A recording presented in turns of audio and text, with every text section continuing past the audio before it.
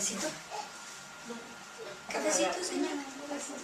De verdad, si es gratis. Hoy estoy de buenas. Abran su Biblia, por favor. ¿Café, amiga? En Hebreos, capítulo 11, versículo 1. De verdad. Luego bien sabroso. Voy a empezar con bastantes tazas, ¿verdad? Y si se arrepiente, lo acabo, ¿verdad? 11:1. Hebreos 11:1.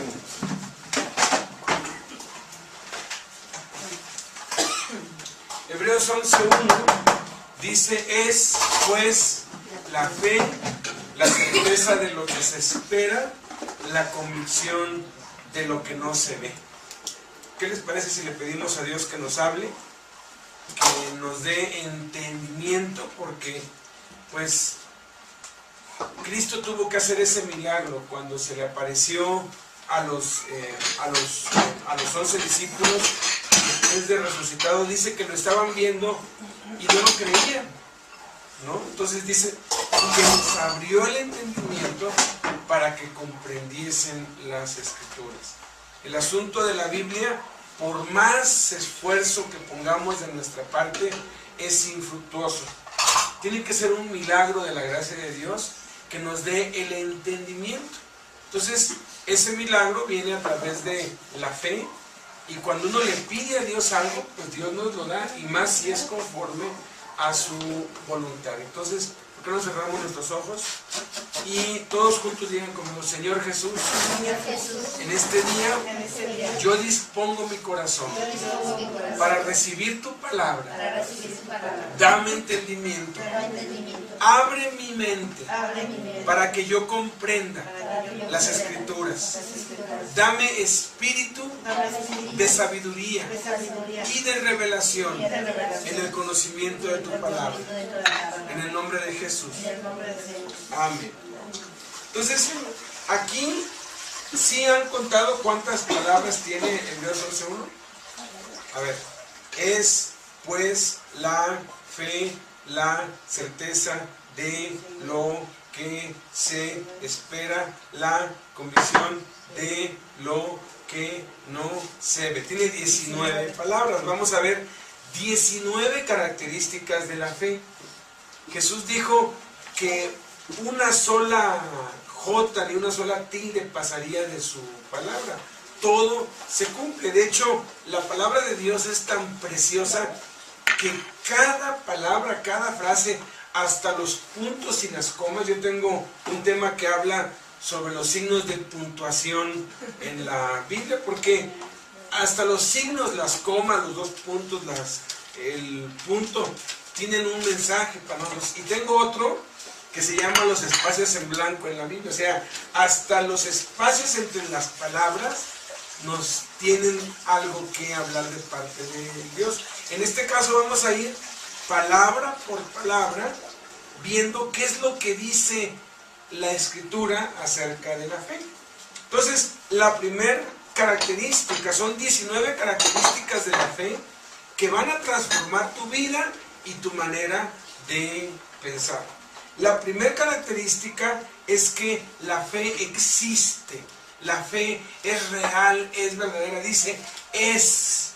Cuando habla de es, está denotando que es algo que existe. No es un mito, no es una fábula, no es una ideología, no es una idea, no es algo subjetivo, es algo real.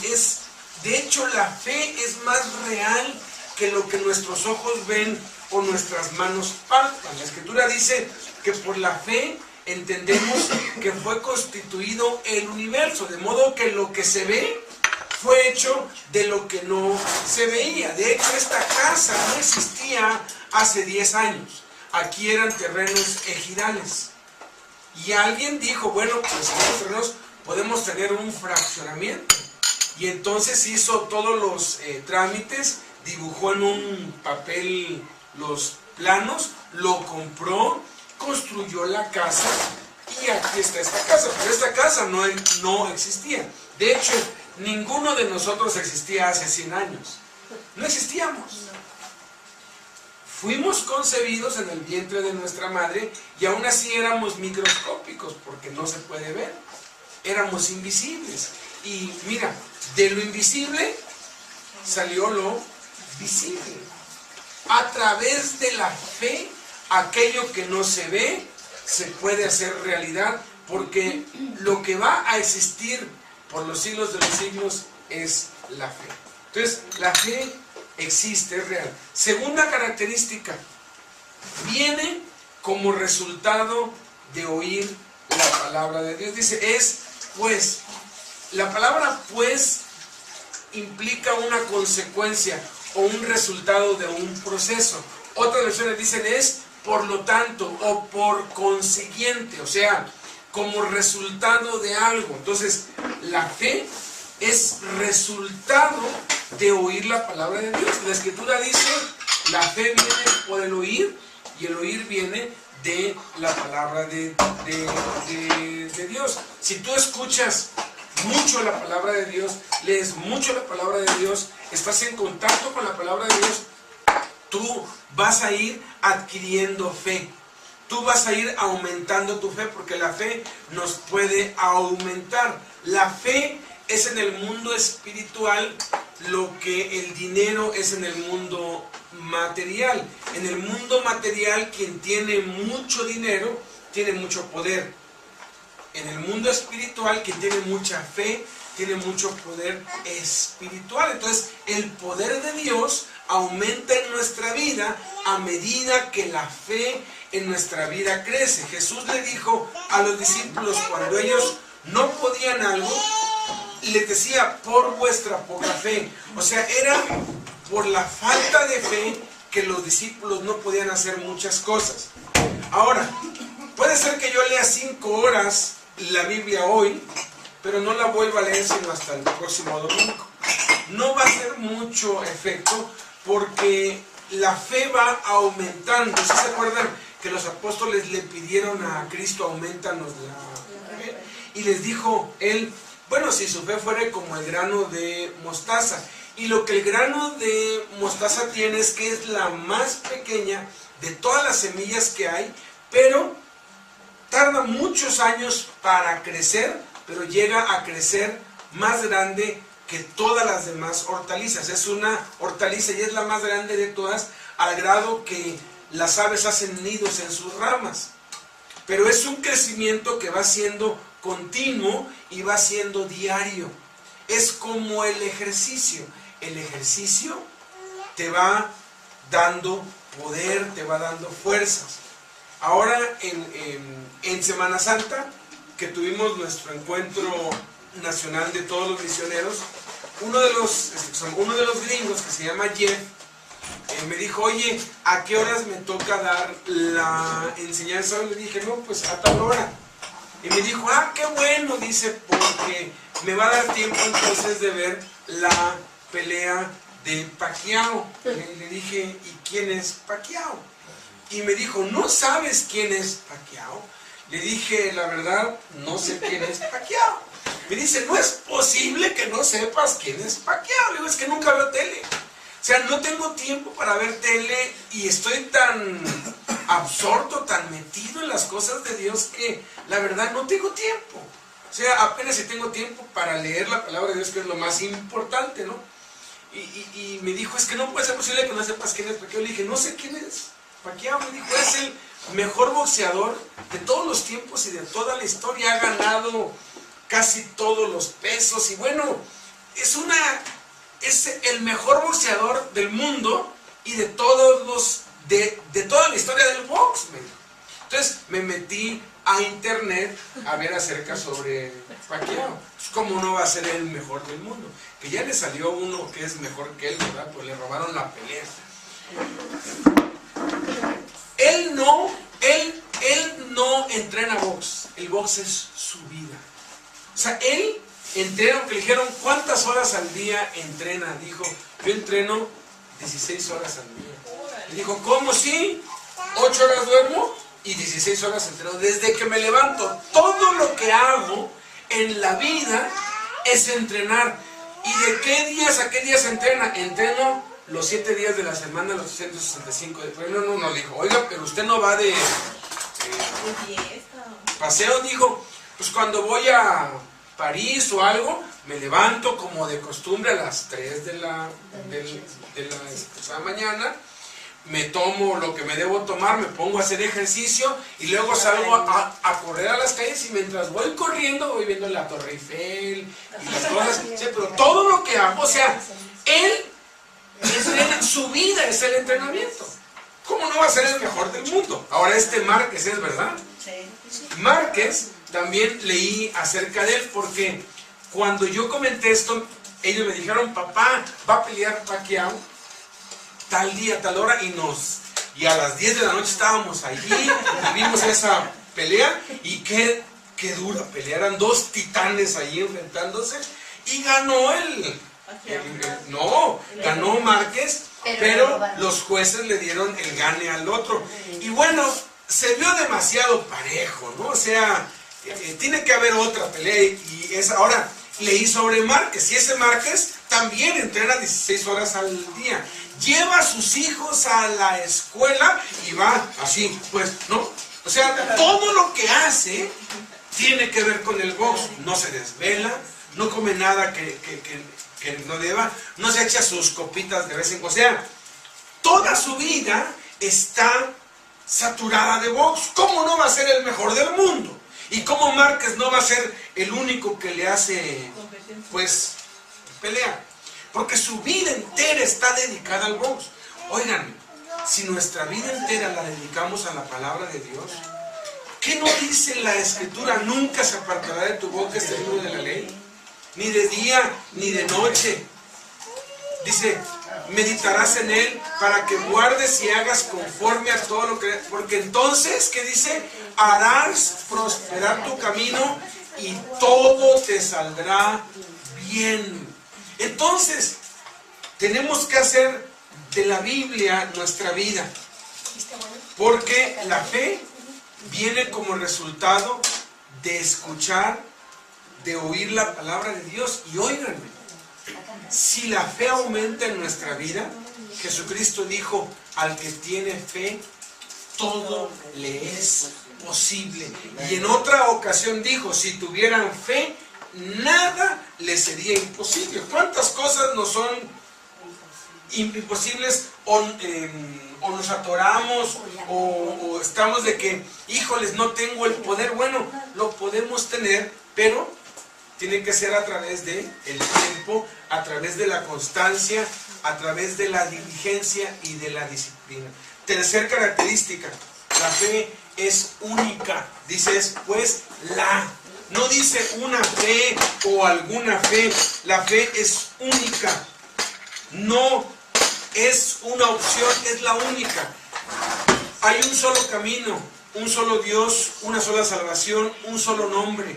No hay dos, no hay tres, hay uno solo. El autor y el consumador de la fe es Jesucristo. Muchos dicen, tú ten fe en lo que sea, con tal de que tengas fe. Tú cree en lo que quieras, con tal de que lo hagas sinceramente. No es cierto. Tú crees en Dios tal y como lo concibas. No es cierto. La fe es una y nada más una. Muchos dicen, ay, que tienen fe en el Buda o que tienen fe en los ídolos. Eso no es fe, porque el que inventó la fe, el que creó la fe, es Jesucristo. Y es el único que está autorizado para decirnos lo que la fe es. No hay que cree en esto o cree en lo que sea. Si no creemos en Jesús y en la Biblia, eso no se llama fe.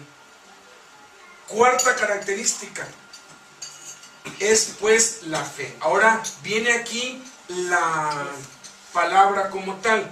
La palabra fe es una palabra que es la excepción a todas las reglas gramaticales y de lingüística. Es la única excepción a todas las reglas. No tiene etimología. Escucha, no es un verbo, no es un adverbio, no es un sustantivo, no es un adjetivo, no es nada.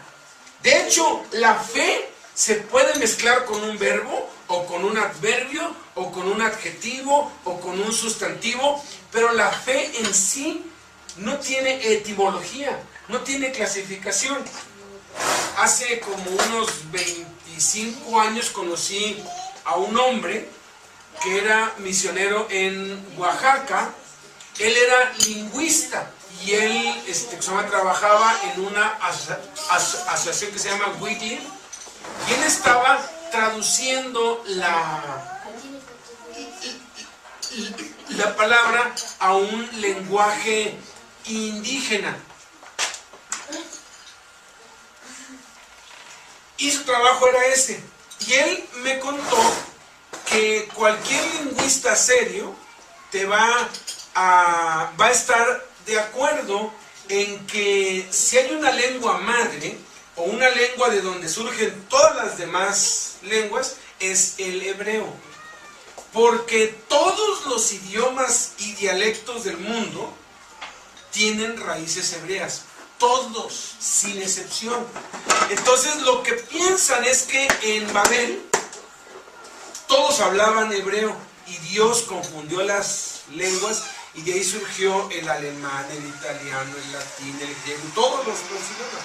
Pero es increíble que todos los idiomas tienen raíces hebreas. Y la palabra fe es una palabra entonces hebrea. Y cuando se van al lenguaje hebreo, se encuentran con que la palabra fe tampoco es hebrea, que es una palabra que fue insertada allí arbitrariamente. Es como la palabra internet. Internet no es una palabra en español. De hecho, ni siquiera significa lo que la palabra es. Internet es una red interna. No tiene nada que ver con el concepto que hoy tenemos, que con el internet podemos explorar el mundo. Internet, la Real Academia Española ya lo insertó dentro del lenguaje español como tal. No es una palabra en español, tampoco es una palabra como tal en inglés, pero ya se acuñó como una palabra insertada en nuestra lengua. Entonces, la palabra fe es una palabra tomada de otro lado, que no es hebreo, e insertada en el idioma hebreo, en el lenguaje hebreo. Y él piensa que, bueno, ¿qué idioma habla Dios? Dios no habla hebreo. Dios habla un idioma propio, porque los ángeles también tienen idioma. Habla la palabra que uno puede hablar lenguas humanas y lenguas de ángeles, pero también uno puede hablar en lenguas extrañas. Y dice que el que habla en lengua extraña no habla a los hombres, sino a Dios, pues nadie le entiende, ni los ángeles entienden. Cuando alguien habla en otras lenguas, está hablando con Dios, y es muy posible que está hablando el idioma de Dios. Entonces él creía que Dios tomó de su lenguaje, tomó esa palabra y la insertó en el lenguaje humano, en la lengua hebrea, y de allí se fue pasando a todas las demás lenguas. Ahora, como paréntesis digo esto, ¿ustedes saben lo que significa México? Pues algunos hablan de del mundo, otros más ya hablan acerca de raíces pues más prehispánicas, ¿no? Ajá. Pero ¿qué es lo que...? Pero a ver, Xoma, cuéntanos las que tú has oído. Centro, principio, algunos hablan de que es la raíz del continente. Otros más dicen que es la raíz pero espiritual de todas las potencias. Otros escritores más definen que puede ser posible que de aquí se haya dado como el gen de todas las fuerzas sobrenaturales. México tiene un destino tan especial. ¿Saben? Nuestro español tiene muchas palabras en hebreo, muchas. El español, bueno, más que el español, corrijo, el lenguaje náhuatl tiene muchas, pero muchas frases en hebreo. De hecho, Co es una palabra hebrea. Cuando estaba yo compartiendo esto en la penitenciaría de Santa Marta, en el dormitorio 7, que es de máxima seguridad, yo empecé a hablar esto, ¿no? Y uno me dijo, espérame, ahorita vengo, y se fue para su celda y sacó un diccionario así de este vuelo, diccionario hebreo-español. Y él dijo, ¿qué es lo que dices co? Y ahí buscó, co. ¿Qué significa co? Lugar. Por eso es que Texcoco, Chalco, Comalcalco, todo lo que tenga co, Xochimilco significa lugar. Entonces co ya es lugar de algo, ¿no? Luego, en la carta, hay una carta de Fray Servando Teresa de Mier que tengo aquí. Esta carta fue incluida en un libro que se llama Escritos de Prisión, que fue sacado de circulación, yo creo, por lo que el mensaje de esta carta dice. Porque Fray Servando Teresa de Mier descubrió, escúchenme bien, que los aztecas ya estaban evangelizados. Y descubrió que los aztecas ya tenían Biblias. De hecho, él habla aquí de que hay una Biblia de Génesis a Apocalipsis en náhuatl, que está en el Museo Natural, en el Museo Nacional de Antropología e Historia. Y claro, ese libro nadie lo puede hojear porque está sellado, porque dicen que se puede, si se abre, se puede hacer polvo, pero nadie lo puede hojear. Dicen que es el libro de los aztecas, pero él aquí dice que es una Biblia. Y él dice que México, bueno, no se debería pronunciar México, porque no se dice Xochimilco, ¿verdad? Tampoco se dice Texcoco, como si fuera el alto, ¿no? No, se dice Texcoco. ¿Por qué? Porque la X es SC. Y México se debería pronunciar México. México. La SC es el pronunciamiento de la X. Entonces, él demuestra en esta carta que México son tres palabras hebreas juntas. Co significa lugar. Luego dije sí, sei significa adorar. Y aquel buscó en su y dijo, sí es cierto, sí, adorar, rendir culto. ¿Y qué significa mes? Pues mes significa Mesías o Cristo. Entonces México significa lugar donde se adora al Mesías, lugar donde se adora a Cristo. ¿Y saben qué es lo que significa mexicas? Seguidores de Cristo, o como lo dice él en su carta, significa cristianos. Se los leo literalmente, porque hay uno ahí que oyó esto y me dijo, oye, que el profesor de antropología de aquí de la Penny me dijo que eso es mentira, que eso es cuento, que México no significa eso, que mexica quiere decir los que siguen a Messi, y Messi era un dios de ellos, que era un dios hombre.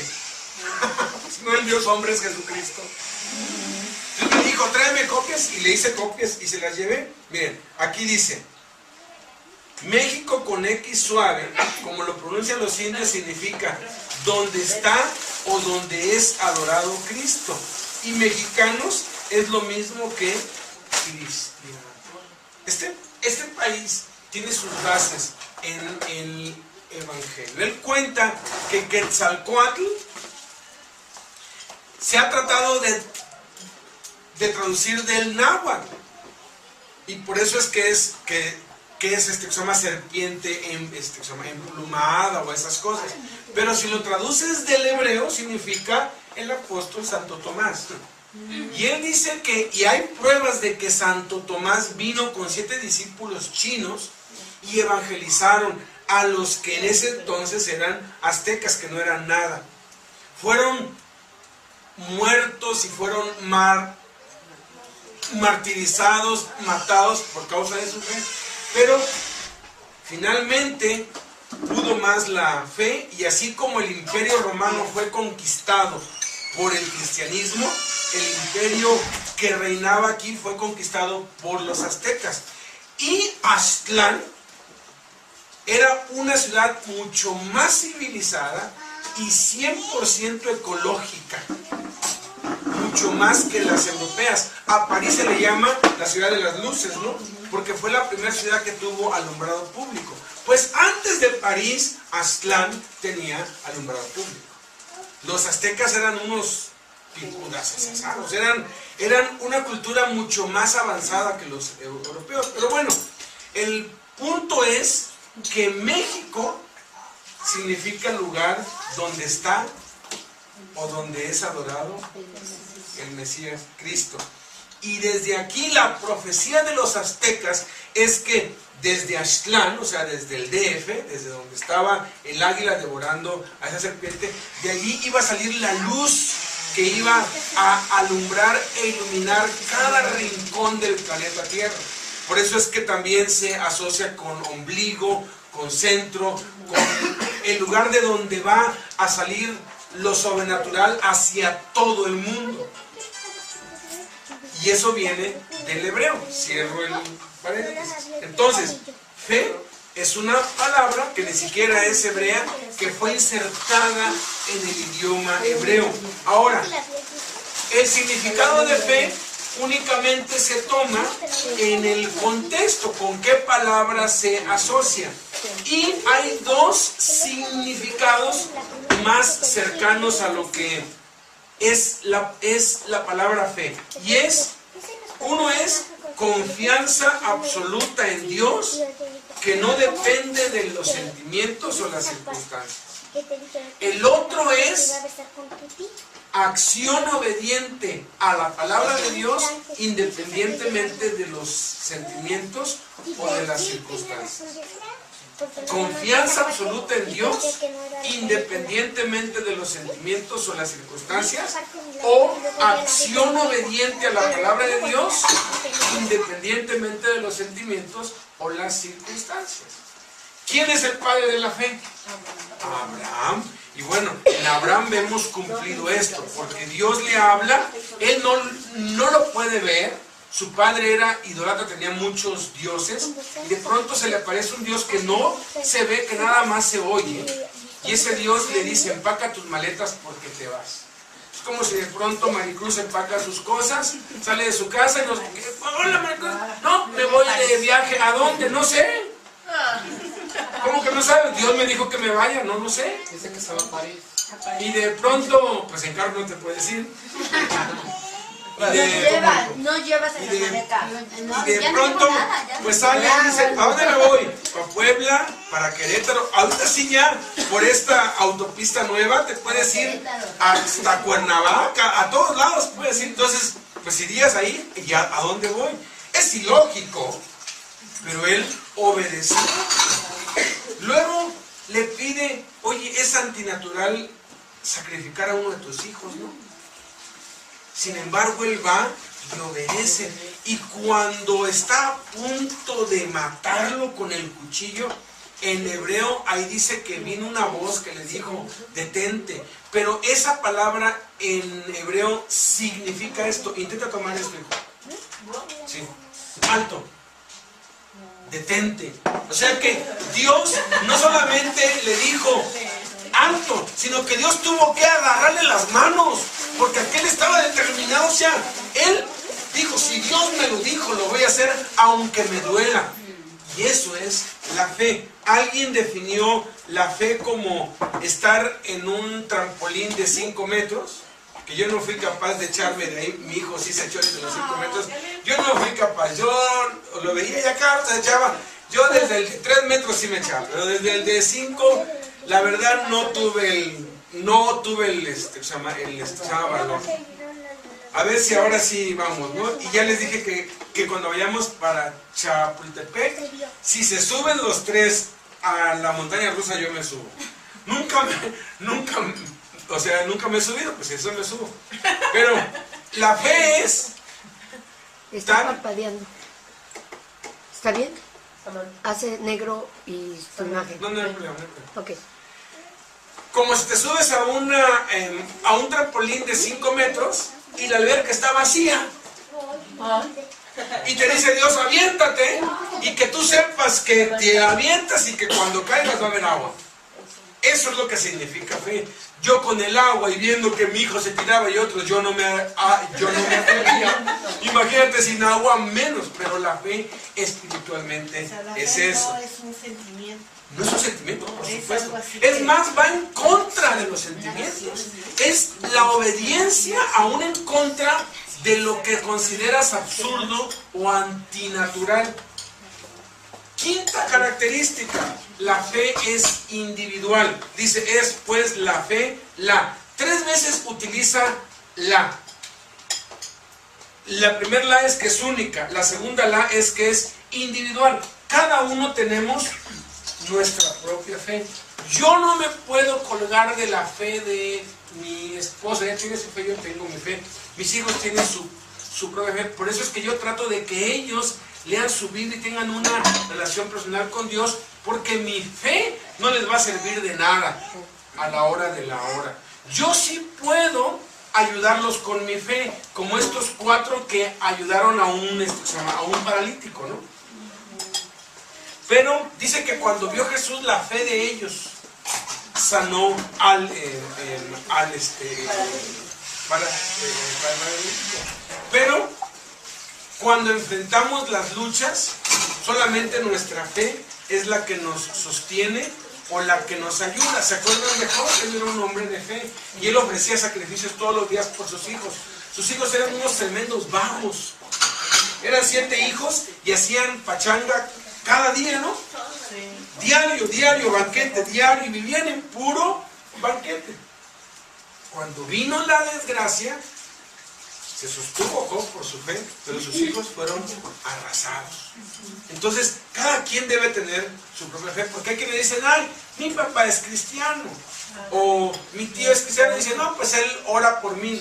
Qué bueno que ore por ti, pero la fe es individual. No te creas, hijos, no se crean que porque yo sirvo a Dios y su mamá sirve a Dios, ya ustedes ya no tienen que hacer nada. No, no porque yo tenga fe, mis hijos van a tener fe. Porque la fe no se transmite, la fe se obtiene a través de oír la palabra de Dios. Yo no puedo oírla por ti. Dice que Dios no tiene nietos. Así es, nada más hijos. Sexta característica, la fe es la garantía del cumplimiento de las promesas de Dios. Dice, es pues la fe la certeza. Está hablando aquí de certeza. La palabra certeza es certificado, es lo que hoy conocemos como factura. Entonces, la fe es la factura de que Dios va a cumplir su promesa. Cuando hablo sobre este punto, hablo acerca de el matrimonio.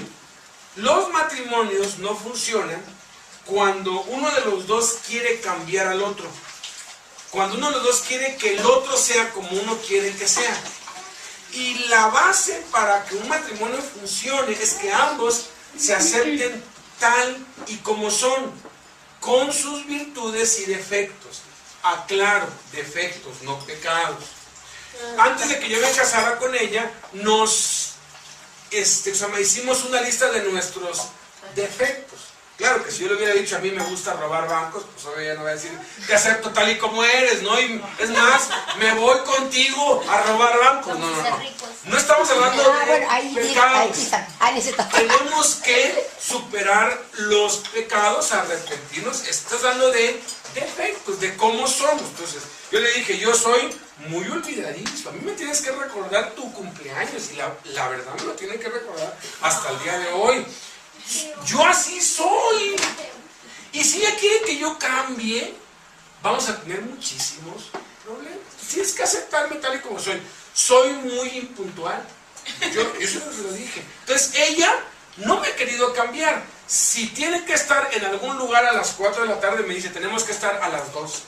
Y a las 2 estamos saliendo, corriendo. Es que yo quiero hacer tantas cosas que ando con el tiempo así. Y ya voy matándome y cuando llego no hay nadie. ¿No? Es que ella se antepone, o sea, ella lo sabe bien. Ella sabe que cuando yo estoy en una reunión,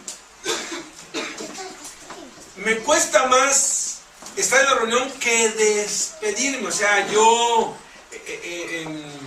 tardo más en despedirme que en estar en la reunión. Me gusta de cada uno decir adiós, hasta luego, que Dios te bendiga. Y ella no, ella es de la que adiós y ya vámonos, ¿no? Ayer ya estaba en el carro con los niños y todos estaban ahí y yo todavía estaba despidiéndome de las personas.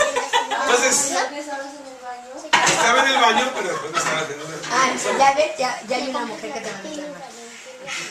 Entonces ella, en vez de quererme hacer como ella quiere, pues dice, bueno, si me quiero ir a las 7, pues desde las 6 les digo, ya llevámonos y me tomo una hora de despedirme todos y nos vamos. Entonces, ella me dijo, pues también cuáles eran sus defectos, o lo que le gustaba y lo que no le gustaba. Y ella me dijo desde el principio, no me gusta lavar. No me gusta lavar. Y saben, yo la acepto tal y como es. Claro, dentro de las cosas que yo ahí puse, pues no puse que ronco, que rechino los dientes, que soy sonámbulo porque no me había oído, ¿no? Sí recuerdo que sí soy, pues, sonámbulo, pero se me olvidó ponerlo, ¿no? Ella me dijo que si ella hubiera sabido que yo era sonámbulo, no se casa conmigo. Porque el matrimonio, uno debe saber los defectos del otro y estar dispuesto a soportarlos, no a cambiarlos. Ese es el amor es sufrido. Entonces ya cuando ya nos casamos, ya no le quedó de otra más que aceptarme, porque le da un infarto la primera vez que me ve, pues, sonámbulo, ¿no? Y luego que pues, se llama rechino los dientes y todo. Tengo muchísimos defectos, que mira, ya tengo 48 años y sigo, o sea, ya no tengo remedio. O sea, no son pecados, no son cosas que Dios diga, si roncas estás en peligro de ir al infierno, no, o sea, tampoco dice ahí que si es impuntual uno. Jesús era impuntual, llegó 4 días tarde a un velorio, ¿no? Sí, no, a propósito llegó. Entonces son cosas. No dice la Biblia que la mujer debe lavar, no lo dice, amadas, no lo dice. Ni tampoco dice que debe cocinar. Estás preocupada. No. Ya le quitaste un peso de yo. La Biblia, no, fíjate, entre los deberes de una mujer, no dice que debe ser criada del marido. Y muchos hombres dicen, no, tú tienes, o sea, muchos hombres no quieren una esposa, quieren una criada. Entonces, yo estuve consciente de eso desde antes. Entonces, a mí me dijo, yo puedo dormir en el suelo, pero no lavo, me dijo, no lavo. Llevamos 15 años casados y hasta hoy yo respeto eso porque a ella no le gusta lavar ropa. Eso sí, le encanta asear su casa, le encanta tener limpias las cosas, le gusta, pero si no le gustara, yo la tendría que aceptar como tal. Tengo un amigo que me dijo, es que a mi esposa no le gusta recoger, no le gusta hacer nada. Digo, pues contrátale a alguien que se lo haga. Te casaste con una princesa, te casaste con una Barbie, pues te va a salir caro, ¿no? Y yo luego cuando le digo, mira, te vas a casar con una chica que no sabe hacer ni esto, ni esto, ni esto, ni esto, ni esto. ¿Estás dispuesto? Ya aprenderá, no, mi hijo.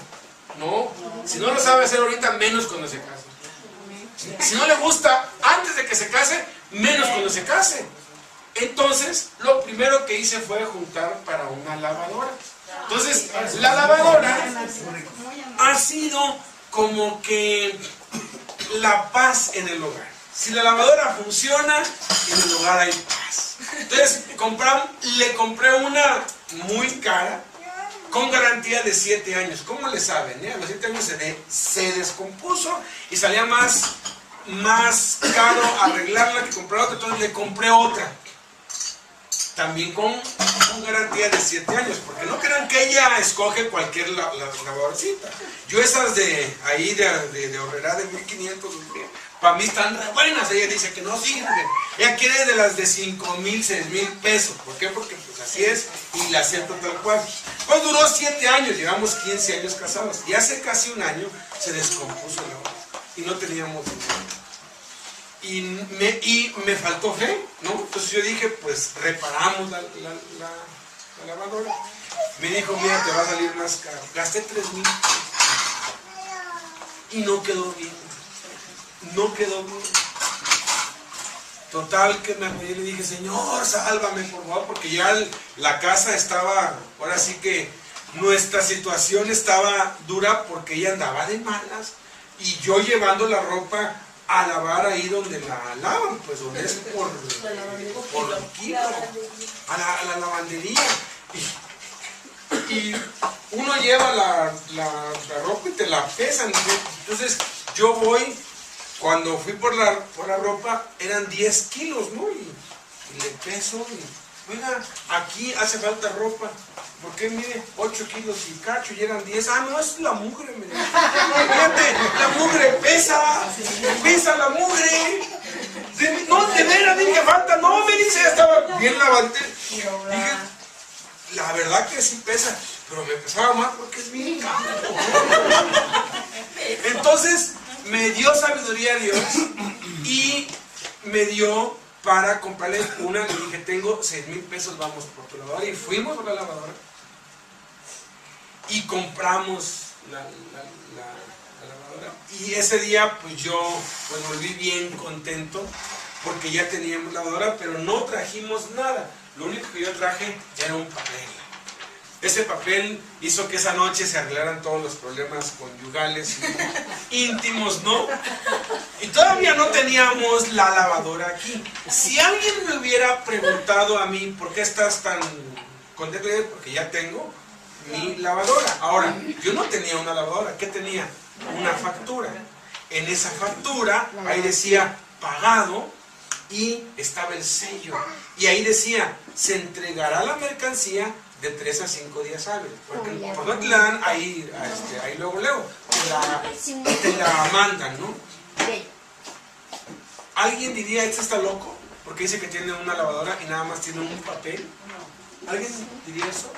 Pues no, porque, oye, pues ya está pagado, ya tiene el certificado, tiene la factura. ¿Tenía una lavadora o no? Sí, nada más tenía un papel, pero estaba la promesa aquí que de 3 a 5 días llegaba. A los 3 días vino la lavadora. Pero yo ya la tenía desde que tenía el certificado. Ahora, ¿por qué la gente nos dice que estamos locos cuando decimos que ya tenemos lo que Dios nos ha dado? Este es nuestro certificado, esta es nuestra factura. Desde el 13 de agosto, yo todos los días declaro, cuando mis hijos oraron por mí y me pusieron manos, yo declaro, yo estoy sano de la parálisis facial que tengo. Yo estoy sano. Mi cuerpo dice otra cosa. Las circunstancias dicen otra cosa, pero la palabra de Dios dice otra. Entonces yo voy a declarar lo que la palabra de Dios dice, no lo que las circunstancias dicen. Entonces ya tenemos un comedor bien bonito y una sala bien bonita, porque regalamos los que teníamos, porque por fe Dios ya nos dio otros. Y tú dices, ¿dónde están? Eso no está bonito, ese ni es comedor, es un tablón ahí, todo chafa. Y le ponemos eso porque está muy feo, ¿no? Lo declaramos, ¿por qué? Porque ya se lo pedimos a Dios y Dios ya nos lo dio. Eso es la fe, la certeza. Es un certificado. Tú debes declarar lo que Dios dice. Si no, por ejemplo, quienes no tienen hijos, les digo, pues, declaren que tienen hijos. Que ya Dios les dio un hijo y declárenlo. O sea, háblenlo por fe, ¿no? Declara, mis 15 años van a ser así, una fiesta acá y voy a tener... Decláralo. Porque conforme declaras, es conforme Dios honra tu fe. Muchos dicen, ay, es que mi hijo es así. No, declara que tu hijo es inteligente, que es educado, que es obediente, que es temeroso de Dios. Decláralo. Porque si se lo pediste a Dios, ya te lo dio. Y la fe es precisamente eso, lo que te da la certeza de que no lo tienes físicamente, pero tienes un papel. Así es como me echo yo de todos los carros. Necesito otro carro y empiezo a creer, ya tengo un carro. Es más, yo le pedí desde el año 2010, desde el 2009, le pedí a Dios un carro del año 2012. Entonces ya este año que entra se cumple. ¿Por qué? Porque antes de que el carro sea hecho, mejor se lo pido, y ya para que cuando esté, pues ya me lo dé, así ya sembré, ¿no? Y ya me lo da, porque le pedí un carro del año, porque me traslado para todos lados y a cada rato me fallan, y me lo dio 4 años después. Yo cuando vi allí en mis libros donde anoto mis peticiones, en el año 2007, en el año 2004 le pedí un carro de agencia, y el carro que me regalaron en el 2008 lo habían sacado el mismo mes que yo se lo había pedido a Dios 4 años atrás. Entonces dije, ya te entendí, Dios, si te pido algo hoy, te vas a tardar unos añitos, mejor le pedí desde entonces un carro 2012, ¿no? Le pedí una computadora también que ni siquiera existe. O sea, esa computadora ni siquiera la han hecho. Yo ya se la pedí porque sé que la van a hacer algún día. Y estábamos viendo en la tele, ¿verdad? Una que prende en 3 segundos. Entonces digo, se parece a la que le estaba pidiendo. Me conformaría con eso, ¿no? 11 horas dura. 9 dijeron. 11 horas dura la pila en 1 hora. Entonces, ¿qué es lo que necesitas? Pídeselo a Dios. Y ya no se lo vuelvas a pedir. Decláralo. ¿No tienes casa? Pídele a Dios una casa. Ya que se la pediste, Padre, gracias por la casa que ya me diste, porque tienes la fe como certeza. Luego, 7. Pertenece a Dios. Dice, es pues la fe la certeza de, pertenece a Dios. La fe le pertenece a Dios, es de su propiedad. Entonces, ¿a dónde voy a ir si necesito fe? A Dios, porque Él la tiene. Y si tú y yo somos herederos de Dios, entonces es parte de nuestra herencia, porque Dios es el dueño de la fe. 8. Es pues la fe la certeza de lo. 8. Abarca lo material. Casi todo el mundo asocia la fe con lo espiritual y creen que la fe es para orar, para ayunar, para los dones.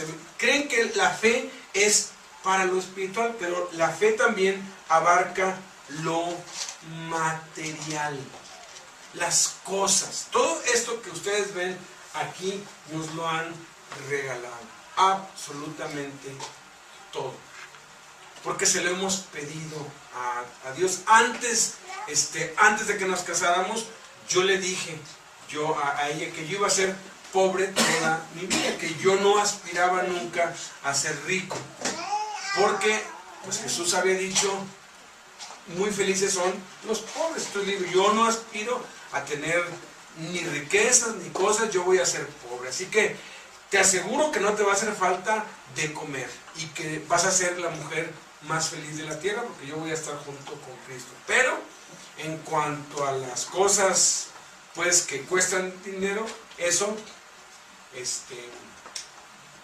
no te lo voy a dar.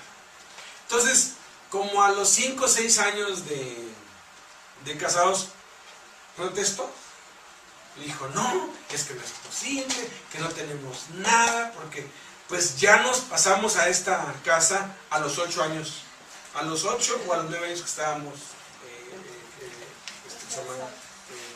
casados, el piso nos lo regalaron, la alfombra nos lo regalaron, el tercer piso nos lo regalaron, porque ella aprendió. Cuando ella me dijo, es que tú no me das, le digo, es que yo te dije que no te iba a dar. Entonces le dije, a mí ni me pidas, pídele a tu papá. Me dijo, mi papá está más quebrado que nada. Dije, no te estoy hablando de ese papá, te estoy hablando de tu papá que está en los cielos. Pídele a tu papá las cosas que quieres, yo te apoyo, ¿no? Y entonces, aquí había un comedor y una sala. Dios nos los dio a través de la fe. Es más, nos dio 2 salas, ¿verdad? Y una sala estaba allá arriba en el cuarto de Jessica y de Michael. Otra sala aquí, como nos gustaban, pero ustedes les gusta como que el cambio, ¿no? Como que todo el tiempo están cambiando las cosas de un lugar para otro, como que les aburre, ¿no? Entonces ella me dijo, ¿sabes qué? Yo quiero estrenar sala. Y regalamos la sala. Quiero estrenar comedor y regalamos el comedor. Porque cuando quisimos estrenar tele, regalamos la tele. Entonces, todo lo que ven aquí, otra vez les digo, es a través de la fe que Dios nos ha dado. Esta cocina integral costaba ¿cuánto, Beatriz? ¿15,000? 18. Es madera, 18,000. Porque es de gustos finos. Sí, Yo la conocí así, dije, pero bueno, yo le dije que yo no le podía dar nada. Dije, papi, si tú quieres consentir a tu hija, pues es tu hija, ¿no? Entonces, declaró por fe. Y me fui para un viaje a Colombia. Y la hermana de Jaime me dijo, oye, supe que ya tuvieron casa. Le dije, sí. Y supe que no tienes cocina. Le digo, sí, no tenemos cocina.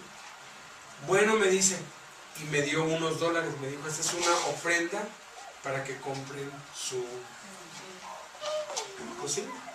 Y ya regresé y fue justo, ¿verdad? Quitando lo del diezmo, fue justo para pues comprarla. Pero ella le pidió la cocina más no la estufa. Entonces, la estufa que nosotros teníamos era una estufa más vieja y más fea, ¿no? Entonces, estaba empotrada ahí, toda salida, se veía tan feo, que dijimos, pues, oye, si le vas a pedir a Dios pues pídele la estufa incluida, o sea, el que te lo puede dar, pues te puede dar todo, ¿no? Entonces, una vez que un gringo vino y dijo, oye, ¿por qué esa estufa tan fea? Pues es que esto pasó y nos dio otra ofrenda para comprar como ella quería. ¿Y esa te costó cuánto? La Bosch. 6,000, 7,000, ¿cuánto? 12,000. 12,000. La pagó el gringo, ¿no? Entonces, lo que necesites, o sea, no te sientas mal si le pides algo material a Dios. Yo ya tengo una casa con 7 recámaras, sala muy grande, con alberca, con un jardín muy grande en Acosaca. Porque necesitamos una casa así. Nos queremos traer a mi suegro para que pues viva con nosotros. Y ya de pronto mi papá, mi mamá, o sea, ya están grandes. Y queremos nosotros cuidarlos. Le digo a Dios, Señor, si tú quieres que yo cuide a ellos, pues necesitas darme una casa grande y con alberca, pues para los bautizos, porque luego, ¿no? Que la alberca se rompe y que no sirve, ¿no? Entonces, no se la estamos pidiendo por ostentación, sino porque necesitamos. Yo necesito una casa con muchos cuartos porque somos 8. Más uno más que venga 9, pues necesitamos algo más grande. Entonces, no tengas miedo de pedirle a Dios cosas materiales. Lo malo es si nada más le pides cosas materiales. Hay que pedirle cosas materiales y cosas espirituales. 9ª característica es la respuesta a todas las preguntas. Dice, es pues la fe, la certeza de lo que es una pregunta que demanda una respuesta. La fe es la respuesta a todas las preguntas. Si te va mal, escúchame bien, si te va mal, la respuesta es por tu poca fe. Y si te va mal, la respuesta también es por tu mucha fe, porque no te va mal únicamente porque te falta fe, también te va mal porque te sobra mucha fe. Acuérdate de Job, tenía tanta fe que vino una desgracia sobre su vida, pero tuvo un propósito. Dios siempre tiene un propósito en todo lo que Él permite que pase. ¿Qué fue lo que clamó Cristo cuando estaba en la cruz? Dios mío, ¿por qué me has desamparado? Si tú lees el Salmo 22, ahí está la respuesta. Y Dios desamparó a su Hijo para cumplir el propósito de la salvación de todos nosotros. Entonces, quien oyó eso, que fue un fariseo, dijo, verdaderamente este era Hijo de Dios, porque allí entendió que estaba sufriendo por un propósito. Entonces, cuando tengas alguna duda, recurre a la fe y vas a encontrar la respuesta. Luego viene la número 10 y es mi favorita. Es el único medio para conocer a Dios. Es pues la fe, la certeza de lo que sé. Sé es conocimiento, es saber. Es el único medio para poder conocer a Dios. Conocemos a Dios por medio de la fe. Y en la medida que conocemos a Dios, es entonces la medida de nuestra vida espiritual y de nuestro poder espiritual, como hablábamos hace un rato acerca de que viene como resultado de oír la palabra. Si había alguien que conocía a Dios, ese era David. Él era el octavo de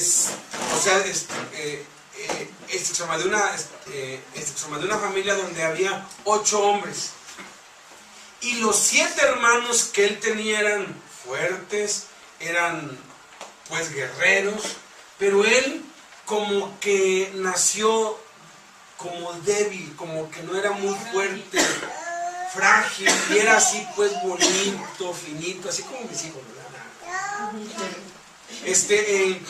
Y no era un niño común, era un niño especial, que como que el papá se avergonzaba de él, porque en ese tiempo los hombres tenían que ser de guerra, fuertes, y mientras estaban peleándose todos pues por allá, él estaba leyendo los rollos de la Biblia o estaba cantando. Entonces el papá dijo, lo voy a mandar a cuidar mis ovejas. ¿Sabían ustedes que